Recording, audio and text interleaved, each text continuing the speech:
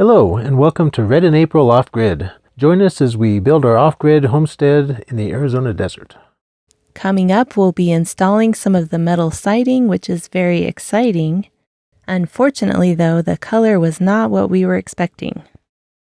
We also found out there was a little problem with our window order that caused a little bit of extra work.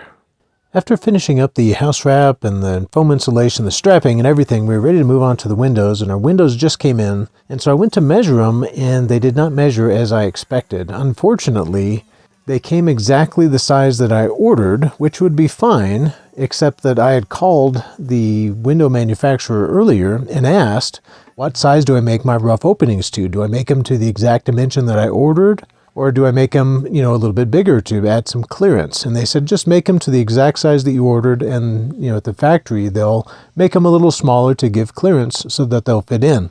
Well, they didn't do that. When they arrived, they were exactly the size that I ordered. And so that's exactly the size that I made my openings to. So the opening and the window are the same size. There's no clearance.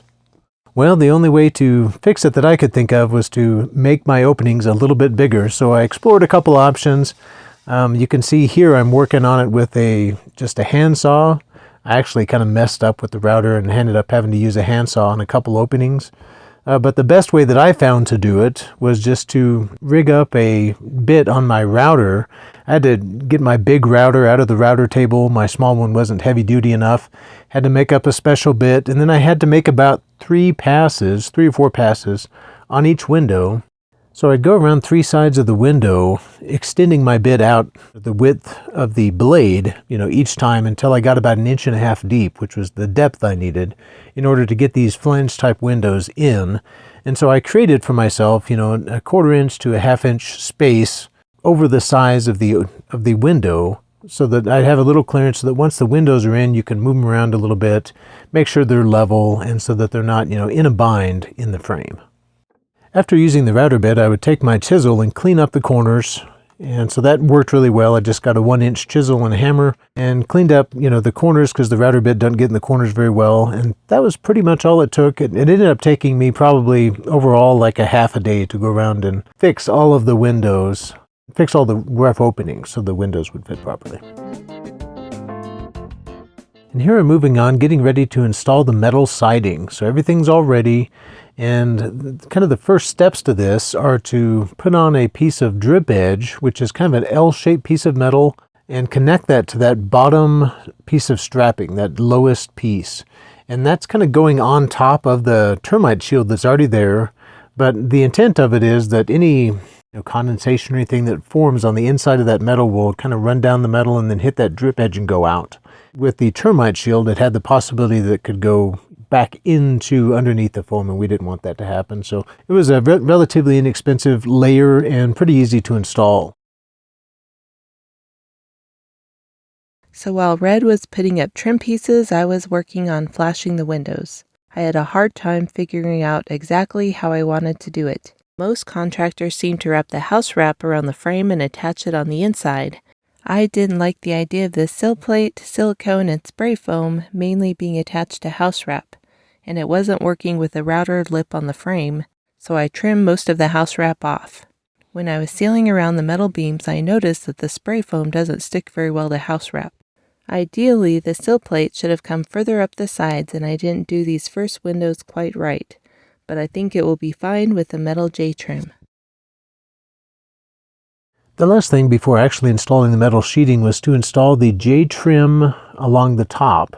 And so J-trim is a type of trim that's made for use in metal siding like we're using, that's shaped kind of like a J. And so we're going to put it along the top, and then the metal will fit up into that J, and it'll kind of cover the top of the metal and keep, insects and water or anything from going down back behind the metal into those channels.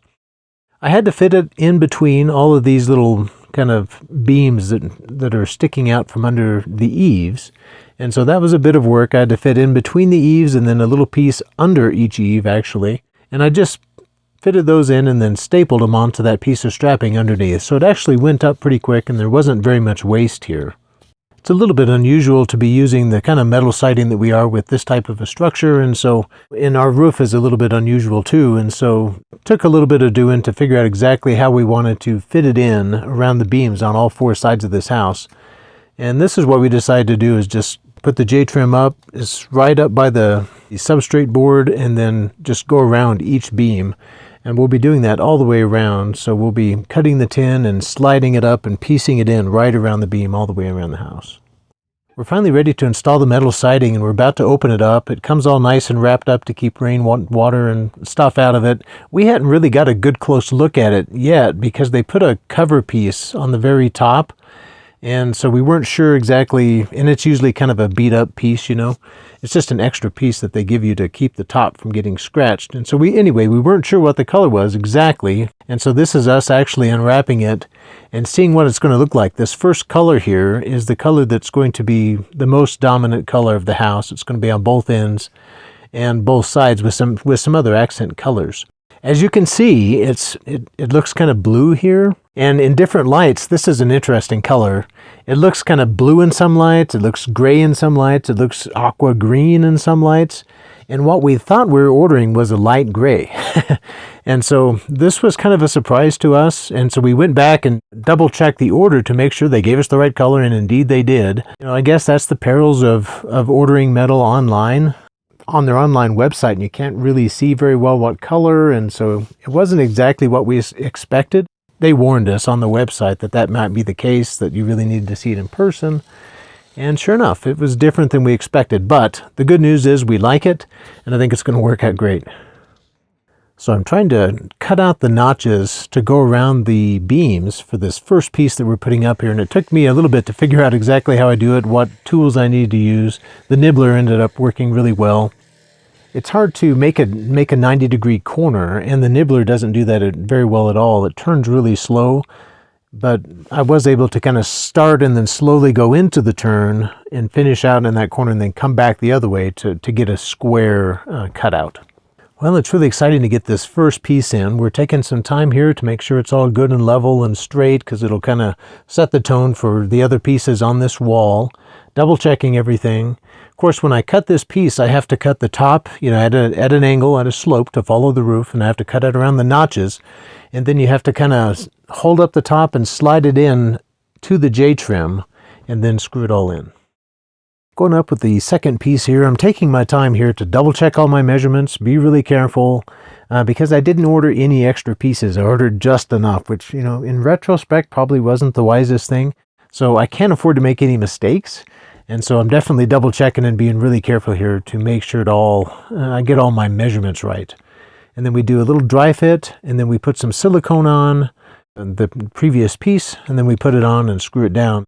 Another thing I'm trying to take into account here as I work along is the foundation isn't quite level here. There's a dip in this little section, and so I have to take that into account when I'm, you know, cutting my piece.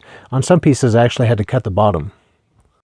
We got the third piece cut and held it up and traced out where the window would go, and here we are just putting the window in, and we'll go into more detail on how we actually installed our windows and tried to seal them up and get them all done later. But this is the first one that I'm putting in. We've got it up and screwed in, and now I'm starting to work on the J-trim. I've actually never installed J-trim or actually trimmed out any window on a metal-sided building like this, so it was a new experience for me. And so I went to YouTube and watched a video from a guy that knew exactly how to do this and gave a good instructional video, and we'll leave a link to it in the description. I actually had to watch the video a few times to kind of get it all in my memory and figure out exactly how you do it. There's an order of operations. You've got to put in the bottom piece first, and then you put in the two side pieces, and they all have to be cut and bent in precise ways in order to, you know, keep the water where you want the water, to make it flow correctly and to prevent any leaks. And so anyway, you know, fresh with my knowledge, I'm working on my first window here, but it's taken me a little time and I'm struggling a little bit. I did have a little bit of a problem with the dimensions. So in the video, he had talked about leaving yourself an extra 1 inch on the sides in order to kind of have an overlap on this J-trim. And that was for the particular window that he was using. The window that I'm using has a lip that the J-trim kind of goes inside. And so that changed those overlap dimensions. And so that kind of messed me up on the first piece. I needed 1.25 inches extra material on each side instead of 1 inch. And so this first one was a little bit off, just kind of learning the ropes here. This one turned out okay, but definitely a learning experience. And I've learned how to do the next one better. And here we're working on the fourth piece. So this piece will also kind of hit the edge of the window or go over the side of the window just a little bit. We weren't able to hold this up and trace it through the window opening, of course, because the window is already installed. So I just had to take measurements and transfer them all to it. But actually, I wanted to mention, so the material that we ordered here, we ordered different lengths for different parts of the house. And so on the back side, we ordered, I believe it was 9 foot, and then I ordered some 10-foot pieces, some 11-foot pieces, just to minimize waste, because you pay, by the foot. And so try to, order the material to be as close to the size that we needed as possible. And so normally I was only cutting off 4 to 8 inches of material here. And here we are doing a dry fit. We got into the habit of doing a dry fit, before we put the silicone on the seams and stuff, because we found that there was usually something that was just a little bit off and needed a trim. Metal is very unforgiving. If it's a 1/16 of an inch off, you have to trim it. You can't fudge it, so it's precision work. And so anyway, a dry fit was invaluable. Once that next piece was on and the panels were on both sides of the window, that's when you put that final piece of J-trim along the top. And so when you're, placing this metal and cutting it before you put it in, you leave a little bit of extra material, or you actually cut an extra distance on each side, about 1 inch extra on each side, so that this top piece, when you put it in, sticks out over the downward pieces and makes the water flow out over the sides and kind of keeps it away from your windows.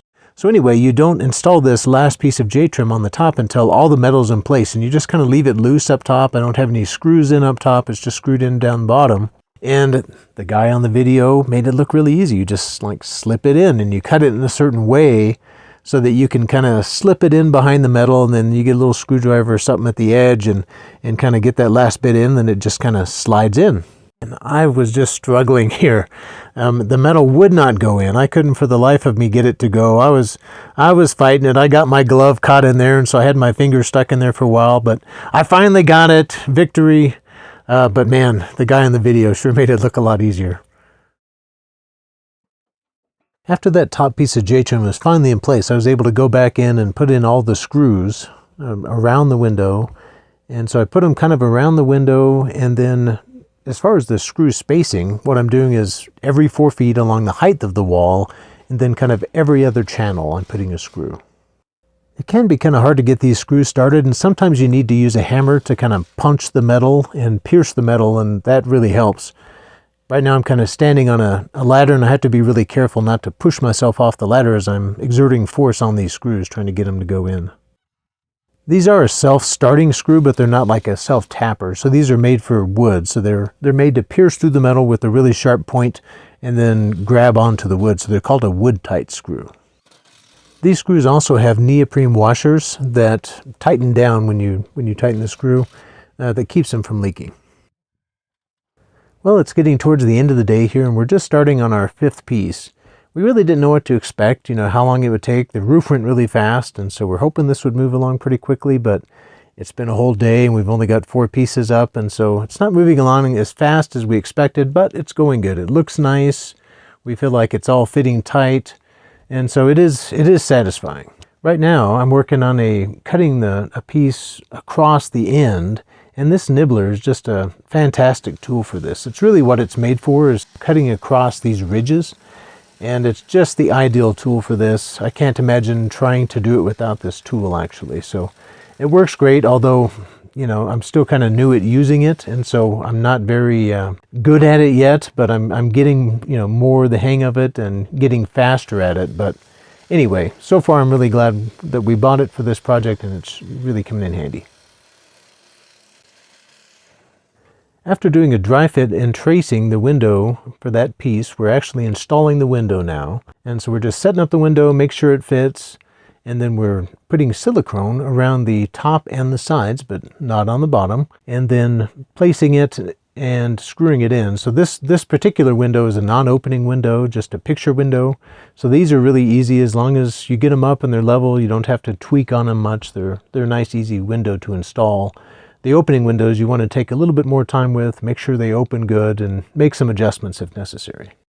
After we had it screwed in, April started on the flashing tape. She goes around it with that. And then here we are the next morning starting to work on the J-trim. Well, I'm hoping the J-trim will work out better on this one. I've made a few adjustments and cutting my extra material links a little bit differently. Like I say, it's still a little bit tricky trying to piece these in and get them kind of tucked inside the lip of the window. But it's working out here. Here you can see me stapling it into the strapping that we have and getting ready to go on that. So like I say, I do the bottom first and then both sides, but leave the top off. What I'm doing here is actually strapping pieces of foam to the top of my sawhorses. We just got some foam board that we had laying around and I duct taped it on.